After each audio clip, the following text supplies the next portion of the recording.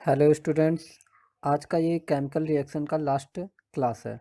आज हम कुछ और टाइप्स ऑफ केमिकल रिएक्शन के बारे में डिस्कस करेंगे और आज की ही क्लास के साथ हमारा chemical reaction chapter wind up हो जाएगा।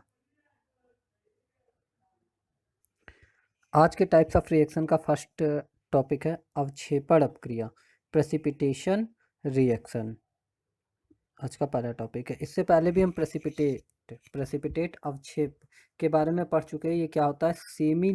सेमी सॉलिड होता है। ये क्या होता है? सेमी सॉलिड सब्सटेंस होता है जो हमारे क्या होता है, किसी भी लिक्विड में नीचे बैठ जाता है किसी दो रिएक्टेंट के रिएक्शन द्वारा। ठीक है, तो प्रेसिपिटेशन रिएक्शन की डिफिनेशन हमारी क्या रहेगी? The reaction in which two and more reactant combine and form a product as a PPT as a precipitate. कैसे बनाता है? Form a product as a precipitate की तरह बनाता है। ठीक है, is known as precipitation reaction. वह अपक्रिया जिसमें दो या दो से अधिक अभिकारक अपक्रिया करके उत्पाद के रूप में अवक्षेप का निर्माण करते हैं, अवक्षेपण अपक्रिया कहलाती है। ठीक है, फॉर एग्जाम्पल बेरियम क्लोराइड के रिएक्शन सल्फ्यूरिक एसिड से कराने पर, नेम नीचे लिखे नहीं है, आप नेम लिख लेंगे। बेरियम क्लोराइड के रिएक्शन सल्फ्यूरिक एसिड से कराओगे तो बेरियम सल्फेट का व्हाइट पीपीटी बनता है। कैसा बनता है? व्हाइट पीपीटी, सफ़ेद अवक्षेप प्राप्त होता है। ठीक है, और हाइड्रोक्लोरिक एसिड लिक्विड फॉर्म में रहता है हमारा। ठीक है, नेक्स्ट टॉपिक और मोस्ट इम्पॉर्टेंट टॉपिक है, ये शॉर्ट नोट्स में पूछा जाने वाला टॉपिक है, सपोनिफिकेशन रिएक्शन। इसके बारे में हम केमिस्ट्री के लास्ट चैप्टर में भी पढ़ेंगे। लास्ट से पहले चैप्टर है कार्बन एंड इट्स कंपाउंड, उसमें भी हम इसके बारे में पढ़ेंगे, बट यहाँ पर एक शॉर्ट नोट्स के रूप में हम इसे पढ़ेंगे। साबुनीकरण अपक्रिया, सपोनिफिकेशन रिएक्शन। ठीक है, सपोनिफिकेशन रिएक्शन क्या है? जब कोई वसा फैट आप जानते हैं, वसा खाल वाल ये सब क्या होती है? साबुन कैसे बनाई जाती है? चर्बी से बनाई जाती है, वही फैट होता है। तो जब किसी फैट की रिएक्शन किससे कराते हैं? बेस से, क्षार से कराते हैं, तो वो साबुन और ग्लिसरॉल का निर्माण करता है, और यह अपक्रिया क्या कहलाती है? साबुनीकरण अपक्रिया। तो डिफिनेशन हमारी क्या होगी? वसा अम्लों की अपक्रिया, वसी अम्ल फैटी एसिड्स होते हैं। वसीय अम्लों की अपक्रिया क्षार से कराने पर साबुन तथा सह उत्पाद ग्लिसरॉल प्राप्त होता है। ठीक है, यह अपक्रिया साबुनीकरण अपक्रिया कहलाती है। एक ऑब्जेक्टिव क्वेश्चन आता है कि सपोनिफिकेशन साबुनीकरण अपक्रिया में सह उत्पाद कौन है? तो ग्लिसरॉल है। ठीक है, को प्रोडक्ट इसे कहते हैं इंग्लिश में। तो when fatty acid react with base it forms soap and co-product as a glycerol. This reaction is known as saponification reaction. अगर हम एक फैट की बात करें तो ये कुछ एक फैट है। ठीक है, हमारे पास फैट है जिसकी रिएक्शन हम कराते हैं किससे? NaOH, 3 मोल्स ऑफ NaOH होता है। तो यहाँ पर हम क्या करते हैं, इस बॉन्ड से हम इसको क्या कर देते हैं? अलग कर देते हैं। अब लिखेंगे कैसे? C17H35 ओ एन ए ऐसे 3 मोल बन गए, और बाकी OH को हमने सभी जगह कार्बन में जोड़ दिया, तो वो क्या हो गया हमारे लिए? ग्लिसरॉल हो गया। ये कैसे रिएक्शन हुई, मैकेनिज्म, इसको लास्ट चैप्टर में ही हम डिस्कस करेंगे मैकेनिज्म। यहाँ पर ये क्या है? एक सोप है। ये क्या है? एक सोप क्या होता है? सोडियम या पोटेशियम के एसीटेट होता है। ठीक है, तो आई होप सपोनिफिकेशन रिएक्शन भी आपको समझ में आ गई होगी। इसकी मैकेनिज्म हम लास्ट चैप्टर में बताएंगे, इससे पहले आपको बताया। अब कुछ शॉर्ट नोट्स के बारे में इस क्लास में हम पढ़ेंगे जो छूट गए हमारे शॉर्ट नोट। पहला है ऑक्सीडाइजिंग एजेंट ऑक्सीकरण अपक्रिया पढ़ा। तो ऑक्सीकरण अपक्रिया को कराने वाला यौगिक क्या कहलाता है? ऑक्सीकारक। डिफिनेशन अभी हम मॉडिफाई इसकी करेंगे। मतलब ऑक्सीकरण अपक्रिया कौन सी होती थी? ऑक्सीडेशन, जिसमें ऑक्सीजन का जुड़ना होता था। लेकिन ऑक्सीजन जुड़ेगा कब? जब कोई ऑक्सीजन देगा ना, तो ऑक्सीजन जो देगा वो ऑक्सीकरण अपक्रिया कराएगा। तो वे यौगिक the compound which donate oxygen atom for oxidation, जो ऑक्सीडेशन रिएक्शन के लिए ऑक्सीजन को त्यागते हैं, ठीक है, वो क्या कहलाते हैं? ऑक्सीकरण अपक्रिया कहलाती है।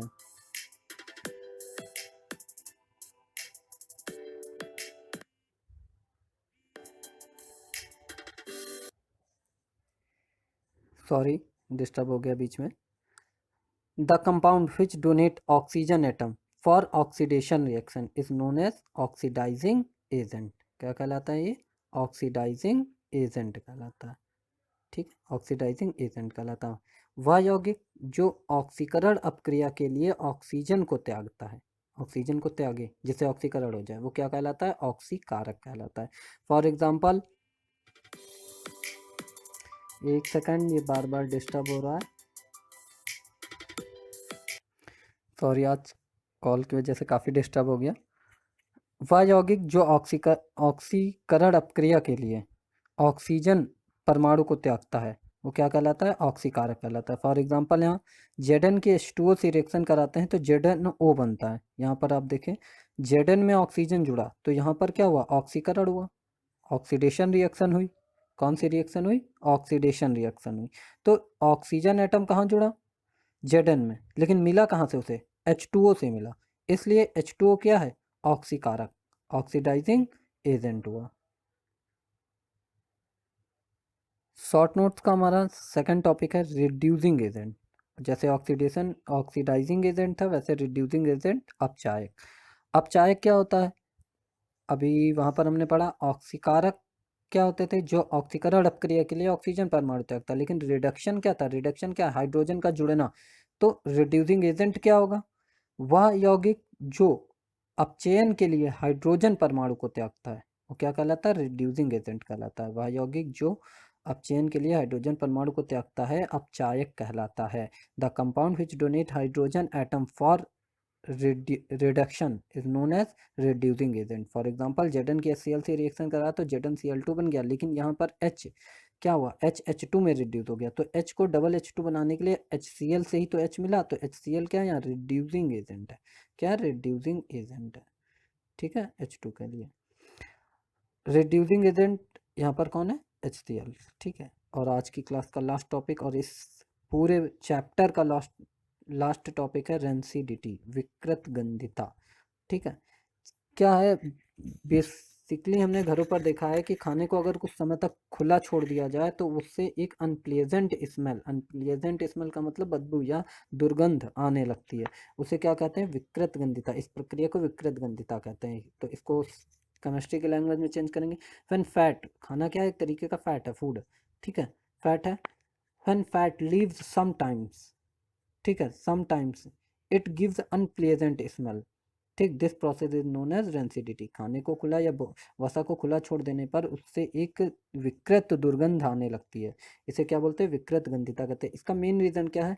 Rancidity due to oxidising of food. Rancidity shows due to oxidising of food. ठीक है, भोजन क्या होता है? ऑक्सीकृत हो जाए, भोजन का ऑक्सीकृत हो जाने से विकृत गंधिता होती है। और इसे रोकने के लिए, इसको विकृत गंधिता को रोकने के लिए हम लोग प्रति ऑक्सीकारक, क्योंकि ऑक्सीकरण ऑक्सीडाइजिंग होने से हो रहा तो ऑक्सीजन जुड़ रहा, तो प्रति ऑक्सीकारक यूज करेंगे, एंटीऑक्सीडेंट यूज करेंगे। एंटीऑक्सीडेंट कौन यूज करते हैं? BHA, ब्यूटिलेटेड हाइड्रोक्सी एनिलीन का उपयोग हम करते हैं। आई होप कि आपको ये पूरा चैप्टर समझ में आया होगा। 1 बाय 1 आप सभी पार्ट को पढ़ें और समझें और उसके नोट्स प्रिपेयर कर लें।